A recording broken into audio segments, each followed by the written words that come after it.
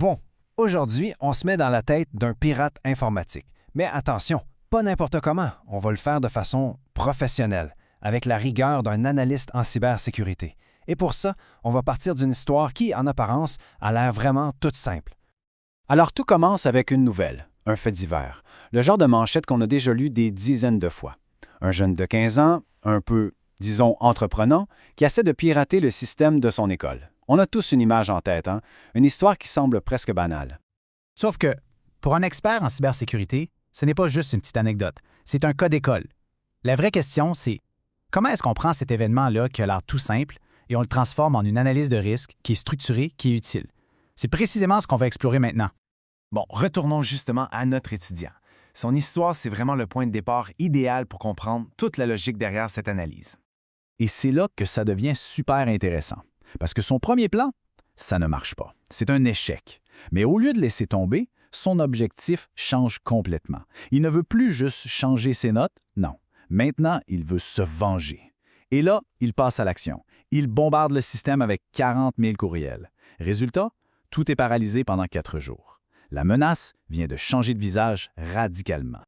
OK, alors c'est le moment de plonger dans l'analyse. Pour mettre de l'ordre dans ce genre de situation, les pros utilisent une méthode, un cadre de travail. Dans ce cas-ci, on parle souvent de la méthode EBIOS Risk Manager. La première étape, c'est de définir très clairement qui sont les joueurs et qu'est-ce qu'ils veulent. Le premier concept, c'est ce qu'on appelle la source de risque, ou SR pour faire plus court. C'est tout simple, c'est le qui.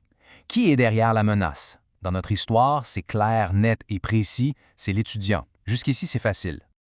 Ensuite, on a le deuxième concept, l'objectif visé, ou OV. Et ça, c'est le pourquoi. C'est quoi la motivation? Qu'est-ce que la personne cherche à accomplir?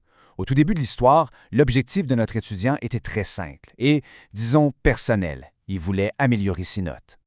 Et c'est là qu'on voit toute la puissance de cette distinction. Regardez bien. La source de risque, c'est toujours la même personne, notre étudiant. Mais son objectif visé, lui, a complètement changé. On est passé de vouloir tricher pour avoir de meilleures notes à un désir de vengeance. Et la conséquence de ça, c'est qu'une seule et même personne a généré 2 types d'attaques complètement différentes avec des impacts qui n'ont rien à voir. Bon, analyser un seul cas, c'est un bon début, mais ça ne suffit pas. Le travail d'un vrai professionnel, c'est de prendre du recul, de voir plus large. Il faut cartographier l'ensemble des menaces potentielles. On ne se protège jamais contre une seule personne, mais bien contre tout un univers d'attaquants possibles.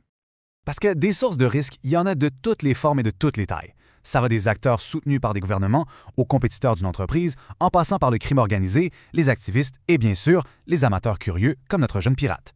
Bref, la liste est pas mal longue. Et évidemment, leurs objectifs visés, leurs motivations sont tout aussi variés. Certains, c'est l'argent qui les motive. D'autres, c'est l'espionnage, le vol d'informations.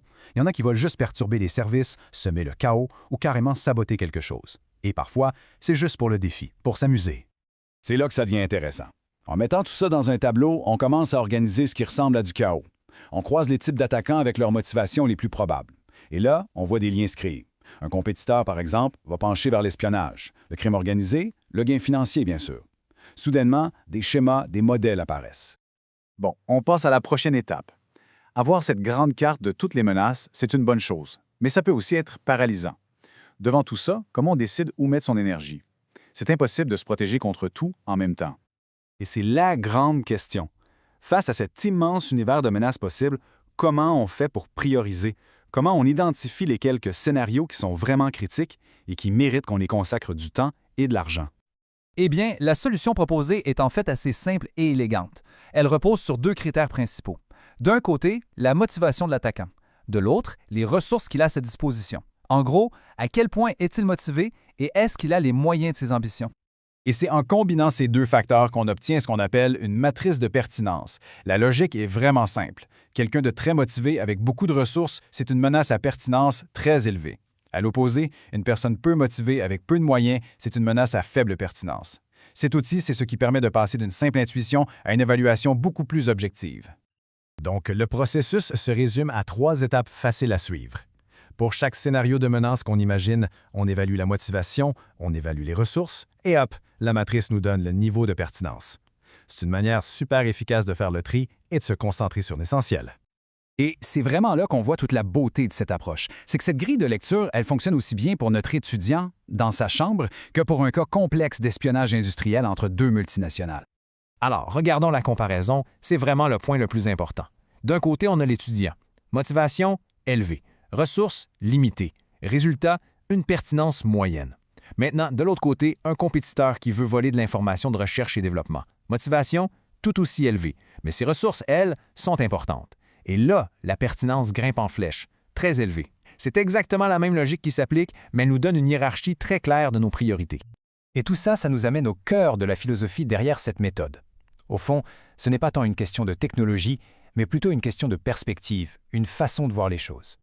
Parce qu'à la fin de la journée, le but, ce n'est pas d'avoir une liste à n'en plus finir de toutes les catastrophes possibles. Non.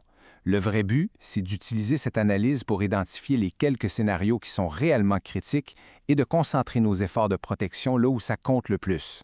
Donc, pour résumer ce qu'il faut retenir, la cybersécurité, ce n'est pas juste réagir à des problèmes au hasard, c'est une démarche structurée, proactive. Ça part toujours de la compréhension du qui, la source de risque, et du pourquoi, l'objectif visé. Et c'est cette logique-là qui permet de prioriser, de passer d'une peur un peu diffuse de tout ce qui pourrait arriver à une stratégie de défense vraiment ciblée. Et ça nous laisse avec une dernière question, une question pour la route. Qu'est-ce qui arrive quand on commence à voir le monde à travers les yeux d'un attaquant? Qu'est-ce qui se passe quand on applique cette logique non pas pour devenir paranoïaque, mais pour être plus stratégique?